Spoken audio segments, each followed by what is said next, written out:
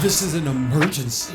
Today was supposed to be the dual summon video with me and Sleepy, which is recorded by the way, and it will be out tomorrow. However, we had to release this first. Kill la Kill is coming back to the Japanese version of the game, which is crazy, and I think that this has very mixed opinion, but there's something a little bit different about this rerun. Not only did all the characters get buffed again, including Mako, we have a new character coming in for Kill la Kill, plus new equips as well that we're going to talk about too. And ladies and gentlemen, I'm just going to go ahead and tell you before I even say this, you know, I haven't watched Kill la Kill, I have no attachment to this show, and anything that I say could possibly be used against me in the court of cancel culture, but I'm just gonna say this right now. The newest character coming to the game is none other than Nui. This is what she looks like in game. And am I the only one that thinks that this artwork is fucking horrendous? I took this early on Twitter and people thought that I was talking about, oh, Kill la Kill was back. I didn't mind that it was back. I just wish I didn't have to see this awoken art. What the fuck? I know I'm not the only one that thinks like she looks like one of those people from Robots, like the old movie. I don't know if this is a favorite character for Kill la Kill or if this is one of the more hated characters or if it's kind of like whatever. Either way, I really don't care enough. But the thing that's crazy to me is that it took 6 reruns, 6 or 7 reruns, or maybe even 5. I don't know how many times it's came on JP. I just know it's came on Global a ton to finally get a new unit from Kill la Kill. Like, I know they have a lot of different characters they could pick from,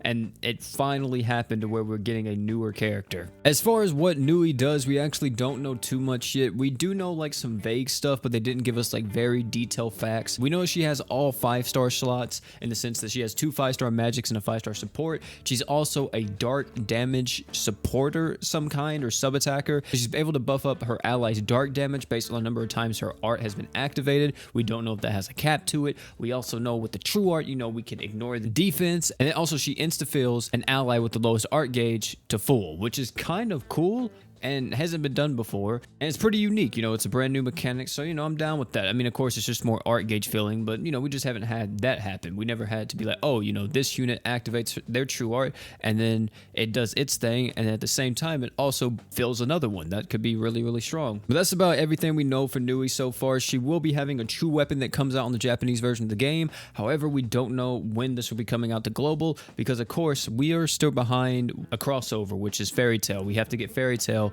first, and then I'm assuming we'll get this at some point. As far as the other characters, if you want like a very quick rundown of them, Riko got some pretty nice buffs, you know, duration increase, another damage buff added onto her true art, which I always thought that she needed. Me personally, whenever I looked at this character the first time, I just thought that she needed the 200% damage up all the time. However, now they're like, okay, screw that, give her 100% damage up and 200% damage up to an enemy and break. So 300% damage up if they are broken and you're using her true art, which is absolutely dummy. One of the best break nukers in the game by far. Satsuki is still Satsuki. She's kind of trash. Mako got buffed. She didn't need it. If anybody from this crossover didn't need it, it was Mako. Every single time. The buff is pretty minuscule though, and it really doesn't change too much. On her skills, she's able to increase her own arts by 8 now instead of 5. And then with her true art, she's able to buff up everybody's damage by 90% instead of 80%. They just didn't want to give her that 100%, man. They're like, no, we can't do it. Which is crazy because, I mean, at this point, like, there's no way Mako can be hard power creeped, right? Whenever they're constantly rerunning this crossover every other month. I wouldn't be surprised the next time we see this, instead of her going up to 95 or 100, it just is 91.5. I kind of hope they do that. I really do. And that's really all the unit buffs right there. As for the new equipment, it's kind of cool. We got stuff that specifically reduces a giant boss's dark resist. We have a 5-star magic that increases your own damage and increase the enemy's dark resistance. That seems pretty solid. We also have a 5-star support that's able to increase everybody's art gauge, and you greatly increase demon allies attack. That sounds pretty solid. We also got a 5-star magic coming as well, which increases your own art gauge and attack, and when used for the first time, you further increase your own art gauge. This could be really good depending on how much art gauge we're getting and what the cooldown is for this. We also got something else which I think would make some people who use Saitama really happy.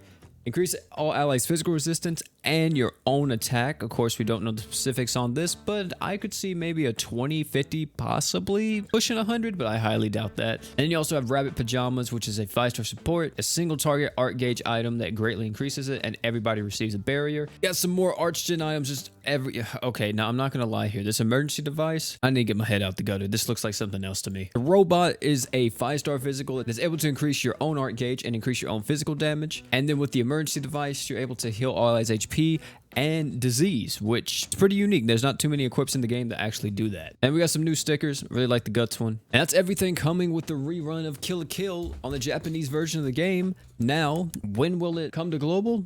Who knows? When will we know like the official kit for Nui? I don't know, but I want to say that she's probably going to be pretty broken because they're hyping her up in a sense. They're not showing her off instantly. She's the only new unit. So I feel like we can expect a pretty strong dark unit coming out. Possibly just a brand new broken dark supporter, which is going to be crazy if this is a dark supporter slash dark sub attacker or something. Because that would mean that if she is extremely dumb, that's 2 top tier units from Kill la Kill that are both locked behind this crossover. So once it's gone, and that's the problem with gachas. The fear of missing out is something serious in the gacha gaming scene. Either way though, chat, tell me down below what you guys think about this whole thing. How y'all feeling about the Kill la Kill returning on the Japanese version of the game? Me personally, you know, I'm cool with it. You know, it's cool. A bit of something else. Yu Yu Hakusho ain't been back for a minute. Or, you know, it could have been a new crossover too. That would have been pretty sick as well. Yeah, you know, it could have been anything else apart from Kill la Kill again.